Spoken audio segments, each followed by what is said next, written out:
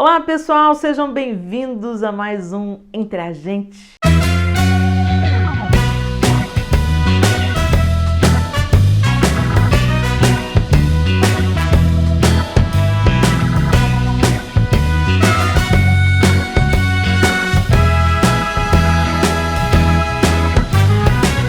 Você esteja sendo edificado através desse programa. Se você ainda não é inscrito no nosso canal, se inscreva, gente. Se inscreva. Não custa nada, é rapidinho. E você vai receber as notificações, não apenas do Entre a Gente, mas de todo o conteúdo que a gente prepara com todo carinho e vem coisa nova por aí, para que vocês sejam edificados, tá bom? Então vamos lá, Miguel, para as perguntas de hoje.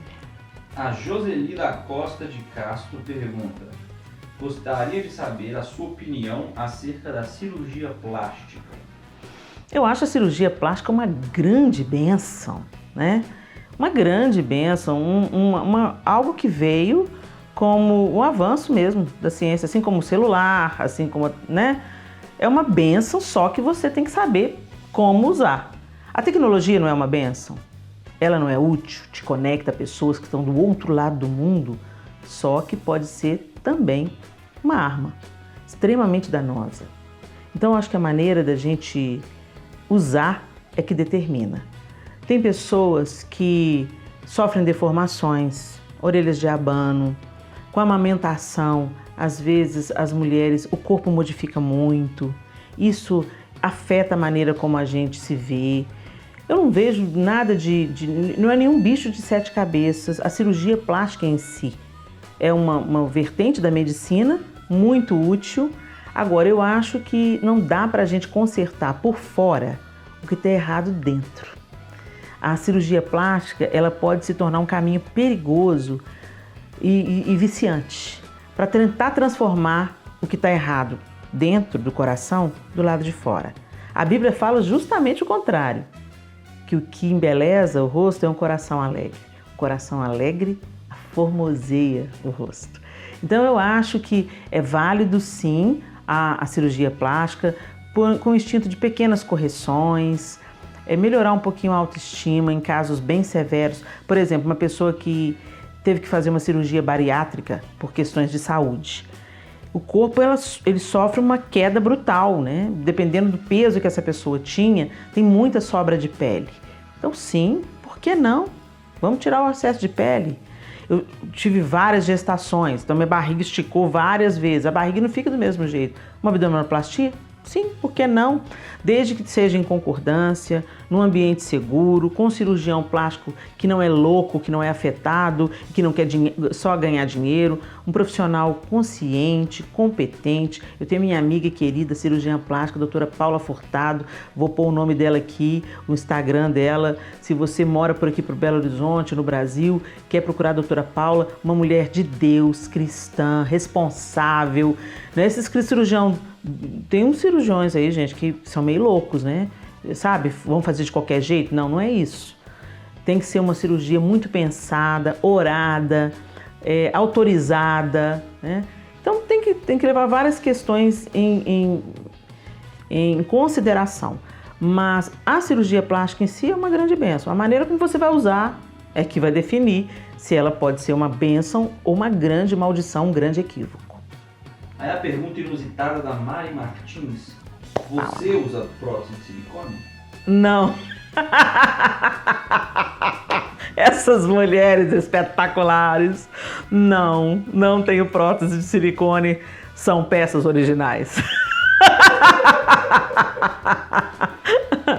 Pergunta da Patrícia Rodrigues: se você pudesse ter presenciado um momento da Bíblia, qual seria?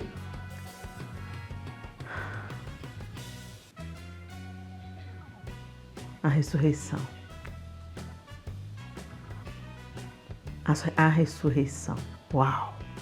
Outro momento pós-ressurreição que fala muito comigo, muito, é Jesus cozinhando na areia, né? Quando ele tem aquele encontro com Pedro para a grande reconciliação, onde ele pergunta: Pedro, tu me amas?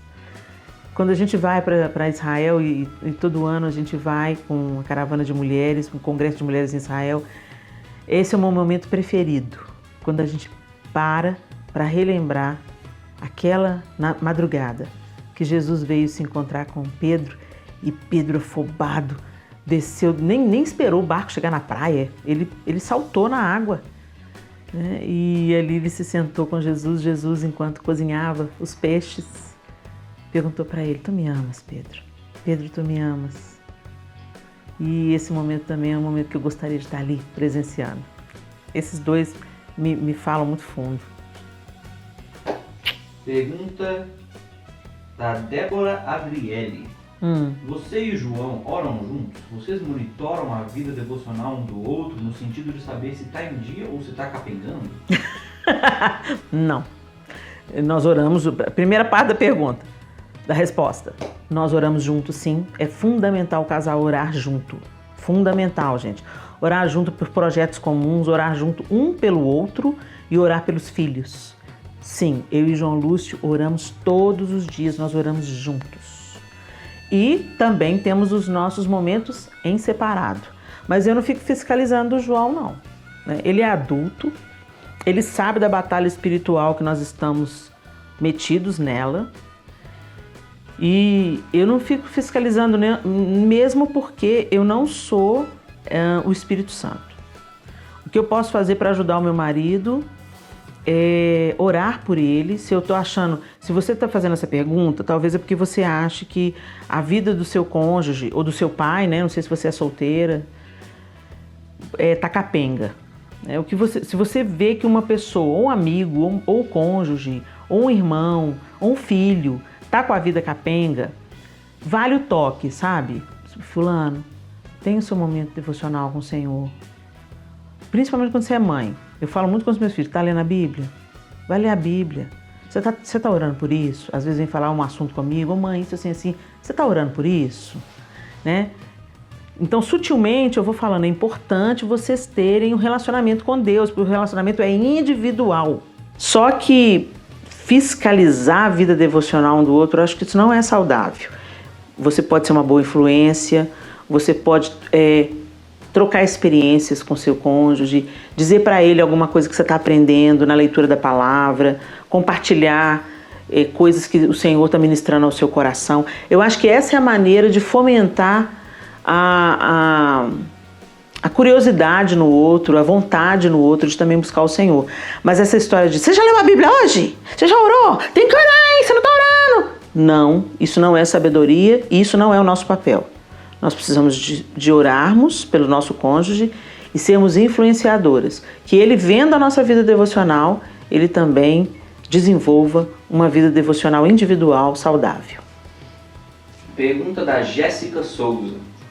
Helena, para iniciantes, você aconselha ler a Bíblia desde o início ou aleatoriamente? Eu aconselho começar a leitura bíblica pelo Novo Testamento. Começa nos Evangelhos, Mateus, Marcos, Lucas, João, e aí vai para as cartas de Paulo, né, e tal. E depois, quando acabar Apocalipse, volta lá. Ou então, antes de Apocalipse, não lê Apocalipse, volta no Gênesis, ok? E sempre, gente, é muito importante você ler a Bíblia com um dicionário bíblico por perto, né? Porque é muito bom você consultar junto com a Bíblia. Você tem uma dúvida, uma palavra. Hoje nós temos livros que eles são estudos versículo a versículo. Então hoje, gente, nós temos uma série de suportes para ensinar a gente a ler a Bíblia. E na dúvida, não fique na dúvida. Procure respostas. Hoje no Google tem muitos teólogos respeitáveis que dão respostas. Busque a resposta em mais de um teólogo, entendeu? Busque, igual médico, busque opiniões diferentes a respeito de determinados assuntos. E sobretudo, peça ao Espírito Santo, ao Senhor, que o Espírito Santo te ensine a ler a Bíblia, né? Fala mesmo com Deus: Deus, eu quero ler a sua palavra sob a luz e o ensinamento do Espírito Santo. Me ajuda, Senhor. Me dá o discernimento da tua palavra. Me faça entender. E outra sugestão é: compre uma linguagem acessível.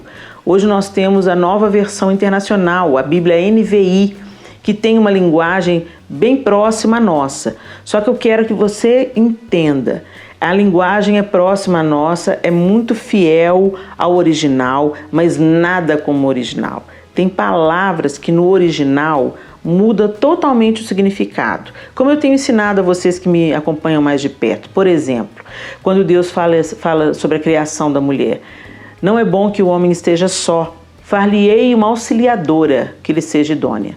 No nosso contexto, a palavra auxiliadora, ela tem até um sentido meio pejorativo ou meio desqualificante, né? A auxiliar é de segunda categoria. E quando você vai no original, a palavra ezer é a palavra que descreve a mulher e o próprio Deus. 16 vezes, 16 ou 18 vezes, eu sempre me embolo nesse meio de campo, a mesma palavra é empregada para definir o próprio Deus.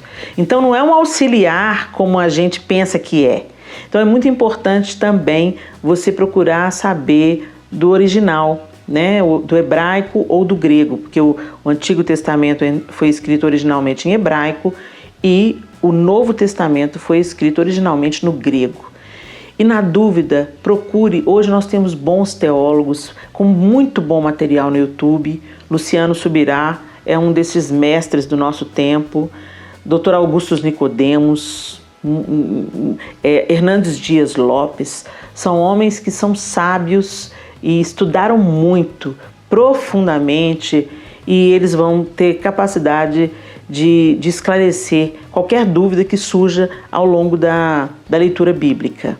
Tudo tem um motivo. Nunca pense que alguma palavra está lá desconecta, mesmo que você não entenda, tem um significado, tem um porquê. A Bíblia é um livro extraordinário. E eu quero até te encorajar, vá a fundo, estude, faça teologia, faça um curso teológico online se você não tem tempo, se aprofunde nas escrituras e leve em conta a história da igreja, né? Às vezes as pessoas ignoram os pais da igreja, homens e mulheres que nos livraram de heresias no passado, e quando você vai vendo, são heresias tão parecidas com aquelas que estão sendo praticadas hoje. E se a gente conhecesse um pouquinho mais da história da igreja, a gente não incorreria nos mesmos erros. Então tem muita literatura boa e eu vou procurar assim fazer uma compilação de indicação de livros para vocês se instruírem, se informarem e terem crescimento espiritual, porque esse que é o nosso objetivo, conhecer as Escrituras e crescer no conhecimento de Deus para que Ele seja forjado em nós, aperfeiçoado em nós o caráter do Senhor. Nunca para nos sentirmos superiores, porque não somos, nunca para nos envaidecermos pelo conhecimento, porque é muito tentador e mortal, né? Mas para a gente realmente estar mais pertinho do Senhor, entendendo esse Deus maravilhoso, mesmo que, como diz um professor meu de teologia, com a nossa caixinha newtoniana. Não vai dar para entender Deus por completo. É igual a gente pensar no mar. Você pode ficar na praia, você pode virar um bom mergulhador, mas as profundezas, nenhum homem vai chegar lá, porque seria mortal, não é assim? A mesma coisa é a profundidade de Deus. Não fique na areia. Vai fazer um curso de mergulho? Vai. Põe a roupa adequada e vai mergulhar e conhecer as belezas que existem em Deus. Mas entenda, não dá para entender Deus completamente, porque Ele é indescritível. Manda, Miguel. Pergunta da Ceni Santana Rocha. Fala, Ceni. O que você acha dessa afirmação? Abre aspas. Creio no que Jesus fala na Bíblia e não nos seus discípulos e apóstolos. Eu acho isso uma heresia. Eu acho isso uma heresia. Jesus não teria deixado o evangelho na mão desses homens se eles não fossem de total confiança. E o próprio Jesus veio a regimentar Paulo. Ele mesmo se manifesta a Paulo no caminho para Damasco, transforma a vida de Paulo e faz de Paulo o evangelista aos gentios, ou seja, a nós. O evangelho só chegou até nós, gentios, por causa do apóstolo Paulo. Então, falar que confia na palavra de Jesus, mas não confia na ação de Jesus nos seus apóstolos, através da vida dos seus apóstolos, é um desconhecimento e dependendo do aspecto, chega a ser até uma heresia, né? Eles eram homens, sim, comuns, como nós somos, assim como o rei Davi era um homem comum, assim como Moisés era um homem comum, mas Deus é o Deus que usa homens e mulheres comuns para manifestar seu poder, sua glória hoje. Então, por que não o faria para revelar a sua bendita palavra? Então, cuidado com esses ensinos, gente, que desvalorizam ou fragmentam a palavra de Deus. Muita gente morreu para que a palavra de Deus chegasse às nossas mãos hoje. A reforma protestante mesmo, essa foi uma conquista da reforma protestante, colocar uma Bíblia na mão de cada cristão e não só a palavra retida na mão do clero. Então, cuidado com esses ensinos que diminuem a palavra de Deus ou que questionam a profundidade, a veracidade das Escrituras, mesmo porque é tão lindo quando você começa a estudar a Bíblia, você vê como as coisas se encaixam, como tudo faz sentido, como algo que foi dito 400 anos antes se cumpre. Então, assim, é uma tolice, desculpa a palavra, mas é uma tolice quem questiona a veracidade das Escrituras, as partes que foram ensinadas através dos apóstolos de Cristo. É por causa deles que hoje nós cremos. Pergunta da Lisiane Kunder. Por que durante a ministração de louvor do Diante do Trono temos pessoas dançando e pintando quadros no altar? Porque nós acreditamos que toda a expressão artística deve glorificar a Deus. Toda. Isso é do diabo. Não, o diabo não é criador. Ele não criou absolutamente nada. Ele é criatura e ladrão. Então, sim, ele se apropriou de muitas expressões artísticas para si e deformou. Assim como ele fez com o sexo. Quem criou o sexo foi o diabo? Não. Quem criou o sexo foi Deus. O diabo pegou o sexo e deturpou o sexo? Sim. Roubou e deturpou. E ele fez a mesma coisa com as artes. Mas não foi o diabo que criou as artes. Deus é o criador da cor, da textura, da beleza, tudo vem de Deus. Ele deixa expressa no movimento. Vocês já viram um flamingo andando? Aquilo é uma dança, coisa linda. Você pega uma criancinha de meses, 6, 7 meses, ela escuta um ritmo musical, ela começa a se movimentar na sua inocência, né? Então a música, a dança, a pintura, né? Que reproduz as cores que estão na natureza, o teatro, enfim, toda expressão artística, ela tem como fonte a beleza, e o criador da beleza é Deus. O diabo se apropriou, usa isso com toda liberdade, usa, e infelizmente, porque muitas vezes a igreja com a sua boca proclamou, isso é do diabo. O diabo não é dono de nada, nem da casa a chave da casa dele, porque a Bíblia diz que o Senhor Jesus tomou do diabo as chaves da morte e do inferno. Então ele não tem nada, ele tem o blefe, ele tem a mentira, ele tem as ilusões e ele é ladrão e mentiroso. Então, falar que é uma coisa do diabo, sabe? O diabo não se firma em nada que é belo. Deus criou as artes e nós entendemos que elas devem voltar a cumprir o seu propósito original, manifestar a majestade, a glória e o poder de Deus e prestar a Ele a adoração, pintando, dançando, cantando, saltando, adorando, servindo, desenhando, ensinando, servindo com as finanças, tudo que somos deve manifestar a glória de Deus. Isso é adoração. Adoração não é só uma expressão de música ou de arte. Adoração é uma vida em espírito e em verdade. Uma vida voltada para Deus. Então, tudo que a gente faz deve ser para a glória de Deus. Pergunta da Andresa. De que maneira sua participação nos seminários de intercessão com a pastora Ezenete influenciou seu ministério? Total, influenciou totalmente. Porque eu sempre fui envolvida com as artes na igreja. Ou fazendo teatro, evangelismo, fui professora de educação artística no Colégio Cristão e cantando, né, no Diante do Trono. E criando também os personagens infantis, a Bia e o Ed. Eu faço a Bia, o João faz o Ed. Escrevendo as histórias dos primeiros CDs. Então a gente sempre colocou a serviço do Senhor os nossos dons e talentos artísticos. Sempre foi nessa área a minha ênfase. E eu passei por um processo de cura nas minhas emoções, nas minhas memórias, de libertação e de entender o sacrifício de Jesus de uma maneira diferenciada. E a pastora Zenete foi uma pessoa fundamental nesse processo.